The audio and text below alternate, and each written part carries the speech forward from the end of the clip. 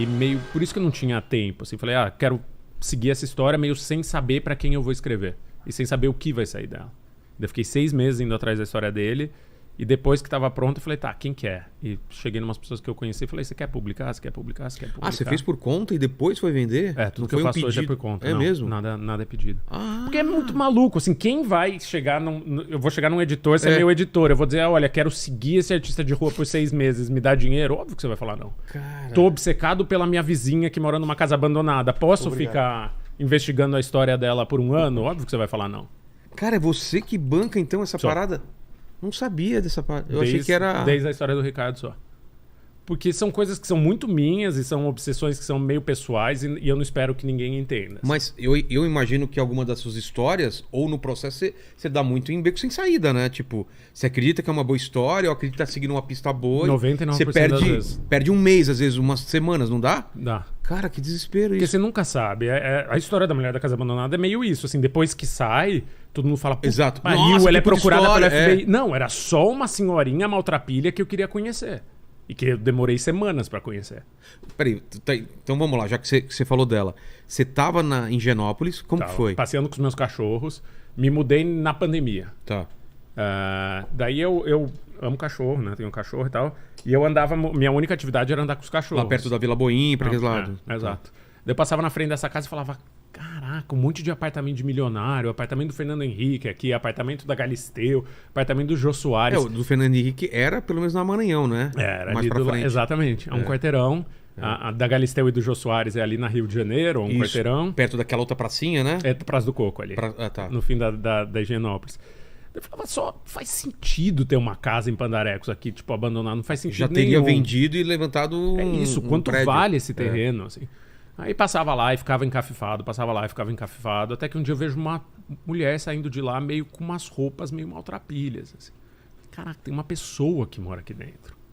Era uma coisa que eu não fazia a menor ideia. Daí ficou na minha Até aí mente você nunca tinha visto ninguém lá. que eu precisava descobrir a história dessa pessoa. Porque eu falava, ou é alguém que entrou na casa e se apossou, e a história é ótima. Imagina uma pessoa que mora numa casa abandonada porque conseguiu entrar nesse imóvel e é vizinho do monte de milionário. Assim, a história já era boa. Ou é alguém que veio da família, o dinheiro, e um dia foi rico e está em plena decadência. Então achei que fosse ser uma história meio singela e da passagem do tempo, de alguém que perdeu dinheiro, empobreceu e tava ali morando numas condições meio deploráveis.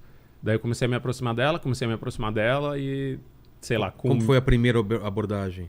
A gente conversava muito sobre cachorro, né? Como eu andava com cachorro e ela tinha cachorro, eu tem parava no até portão essa conversa, e daí ela falava dos meus cachorros, eu falava dos cachorros dela e ela se apresentava com Mari, que ela dizia ser o nome dela, depois eu descobri que não era.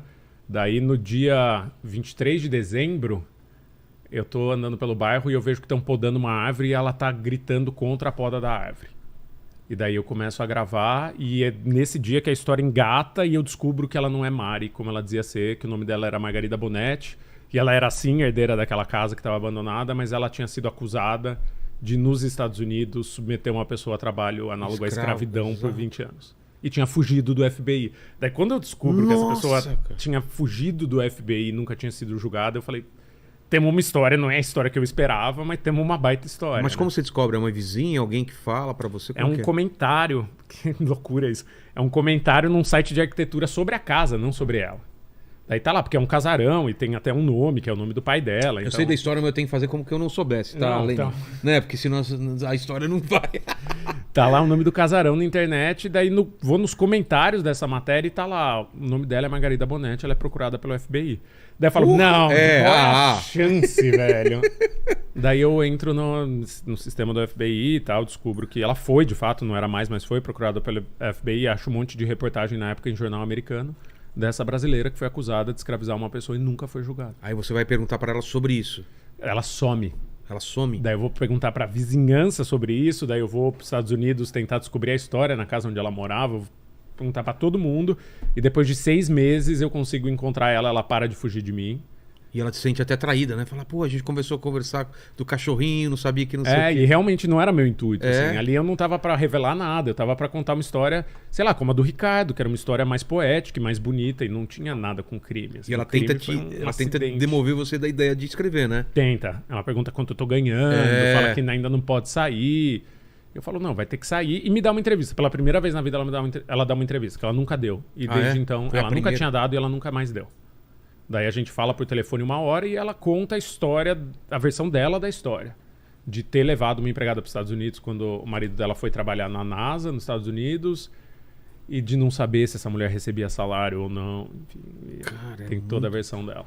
Eu não lembro, o marido dela foi condenado? Foi condenado e cumpriu prisão nos Estados Unidos e já tá quite com a justiça. E como que ela escapou? Porque ela disse que ficou como ela não sabia da parada. Ela entrou num avião antes de ser formalmente acusada, quando ainda era um inquérito, veio para o Brasil, daí a justiça americana instou a justiça brasileira a achá-la para ela ser julgada aqui. A justiça brasileira disse que nunca encontrou ela, acabou. O crime prescreveu, nunca mais vai ter nada. Daí tinha isso, tinha essa coisa muito única e peculiar de ter uma mulher morando numa casa abandonada num dos bairros mais ricos de São Paulo que tinha sido acusada de um crime e nunca foi julgada. Cara, que absurdo. E vamos lá, você começa então o primeiro encontro até o final do podcast, quanto tempo? 6 meses, 7 meses. 7 meses. Por aí. E a parte legal dessa parada, assim, tipo, o que eu posso fazer, como que funciona isso? Você tem uma assessoria? Hoje em dia eu tenho, mas na época, sei lá, com 20 anos de jornal, você aprende muito onde você pode ir, onde você não pode ir. O jeito de falar, né? O jeito de falar, o que você pode publicar. Tudo que for documento oficial eu posso publicar. Conversas, por exemplo, não de você com ela, ser... Ela consentiu. Algumas eu não avisei ela na hora que eu tava gravando. Até porque era uma situação ali dela, gritando com o funcionário. Mas depois, quando ela me dá uma entrevista e ela sabe que a entrevista é gravada, eu falo, olha, gravei você em tais momentos, você permite que eu use?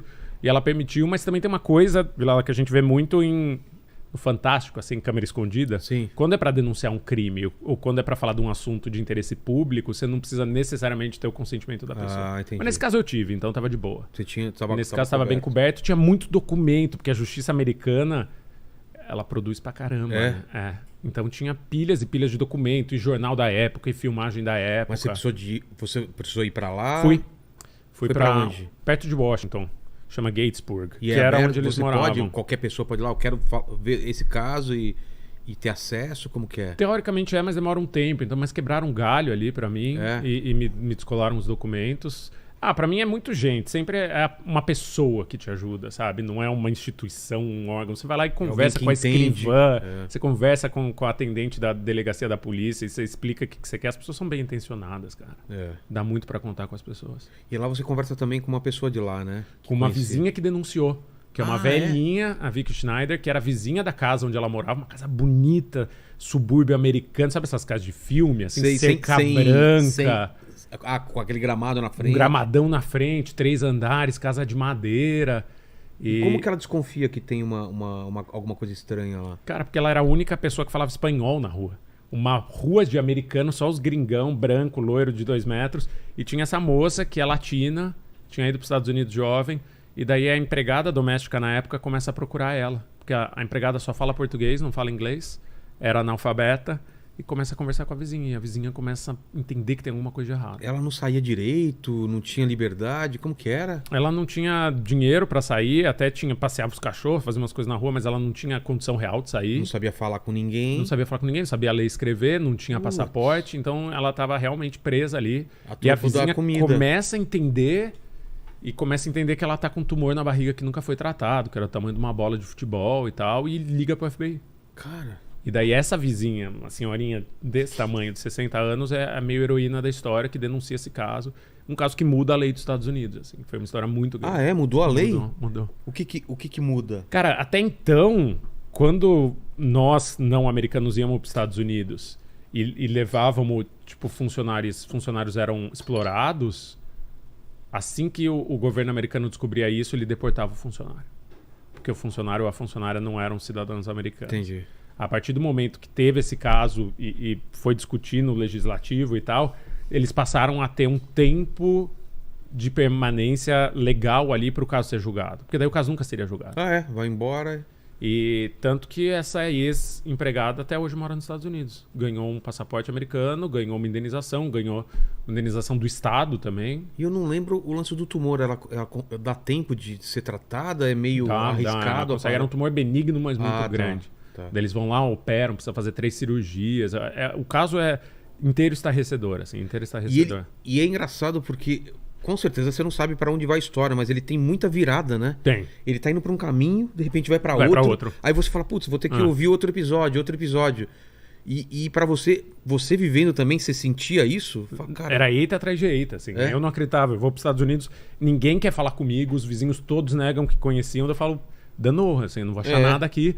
Até que eu bato numa porta e a senhorinha abre e fala, fui eu que denunciei pro FBI. Entra aí. Porque você não tinha essa informação. Foi descobrir lá. Fui descobrir lá. Era difícil. Fui falar com o padre da igreja, com o pastor e tal, tentando achar, ciscar para quem tinha denunciado. Eu encontro essa senhorinha, ela fala, senta aí, eu vou te contar a história inteira. Fui eu que denunciei. Cara... E eu fiquei sabendo que muitos casos aqui no Brasil também foram denunciados de coisas parecidas. Porque imagina quanta...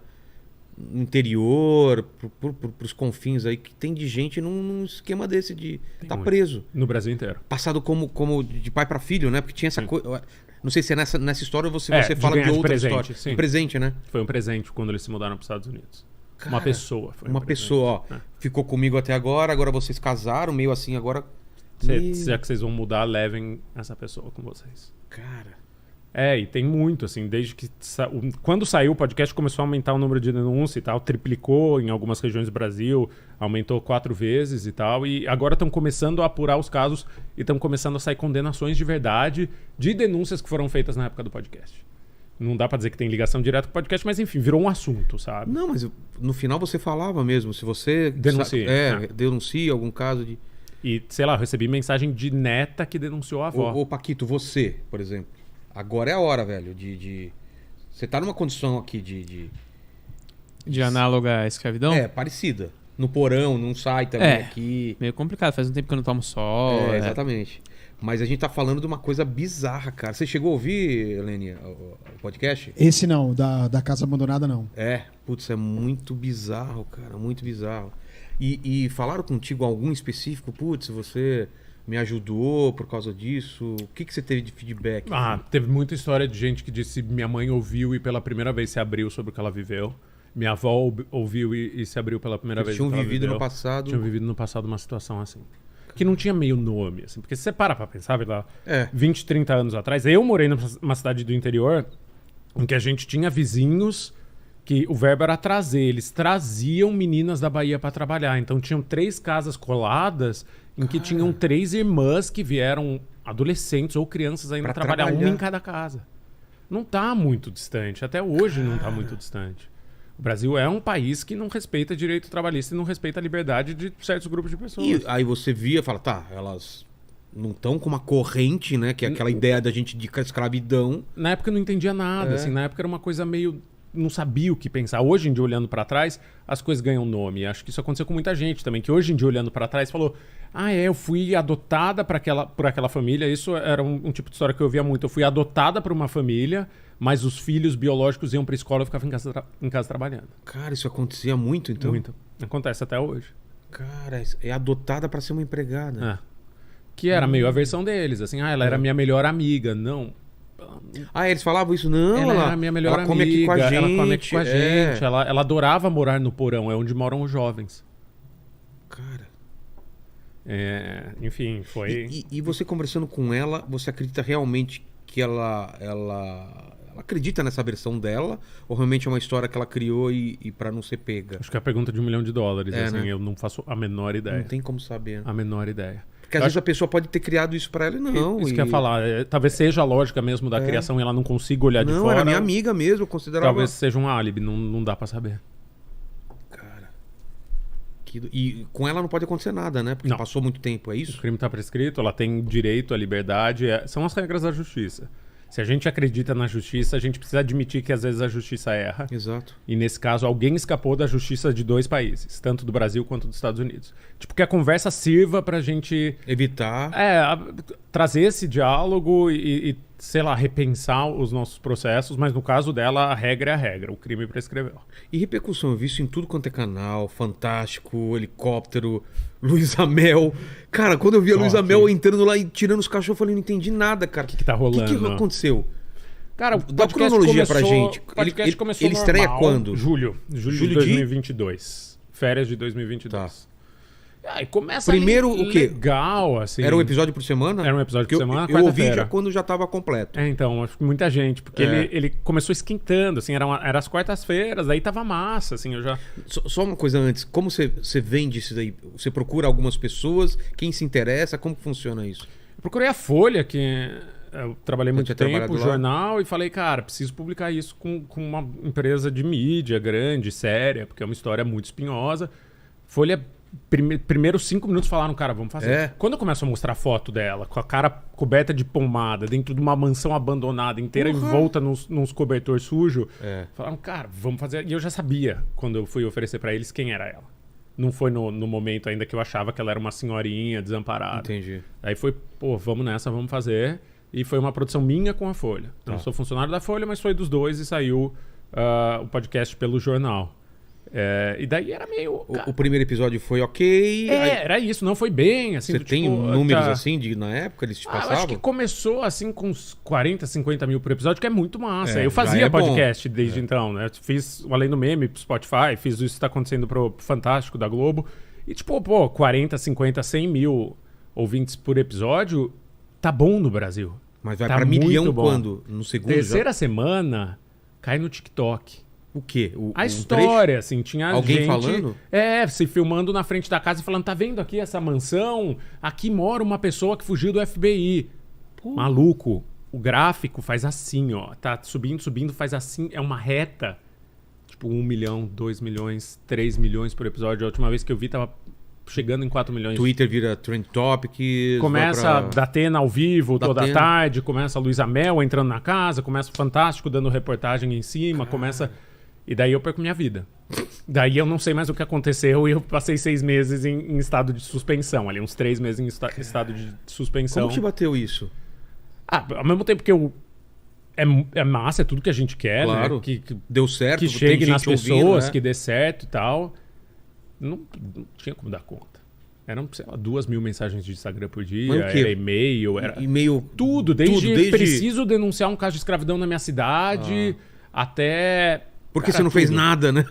Tem essas Exatamente, coisas. não tem isso, assim. Você pegou leve demais com ela, você pegou pesado demais com ela. De repente virou o assunto, assim. E ser o assunto, eu nunca tinha sido o assunto, é horrível, velho.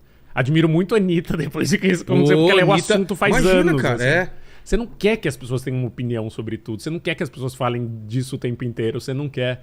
Teve isso, foi uma loucura, mas daí começa a me ligar, sei lá, o Ministério Público, começa a ligar a Justiça pra entender o que tinha acontecido, começa a ter uma interlocução com a polícia pra também... Porque foi uma falha, né? Foi uma falha da polícia brasileira e da O Justiça que eles brasileira. podiam fazer lá? Eles tinham que entrar, investigar. O lance da Luísa Mel, você entendeu o que aconteceu? Eles tinham- Foi uma confusão? Na época, na virada dos anos 2000, eles tinham que ter encontrado essa pessoa e levado essa pessoa pra Justiça. Daí a polícia alega que não encontrou essa pessoa. Daí aparece uma filmagem do Fantástico de 2000 que eles já sabiam que ela estava na casa. Ou seja, por que não encontraram essa pessoa? Como não encontraram essa pessoa? E daí começa, no dia que termina o podcast, que se eu não me engano é 20 de julho. É verdade, entrou no ar em maio, perdão. Maio, junho, julho. A polícia faz uma mega operação para entrar na casa, com gente de delegacia diferente, helicóptero, 20 agentes. Daí é o dia que a Luísa Mel entra, daí é o dia que tudo vira Black Mirror. Assim. Exato. Foi o dia do fim da série, foi o dia que ela deu a entrevista. A polícia, Qual que era o intuito da polícia lá? teoricamente, tinha tido uma denúncia de abandono de inválido, e ela seria inválida. Ou seja, a família dela tinha deixado ela, segundo essa denúncia, numa condição que não era digna de vida, porque ela não era capaz de tomar conta de si mesma. Mas daí a polícia divulga isso pra imprensa, e daí, tipo, helicóptero, parecia um estádio de futebol, gente parando a rua, gente batendo palma, a polícia tentando entrar, não conseguindo. Luísa Mel pega um chihuahua do colo dela. Foi tudo único. Por que a Luísa Mel fez aquilo? Teoricamente, ela estava resgatando os animais É isso, tinha Maus muito tratos? interesse envolvido. De fato, os cachorros que ela tirou de lá estavam com tumores e tal, tavam e estavam mesmo? mal alimentados, e os mesmos cachorros que a gente conversava no começo.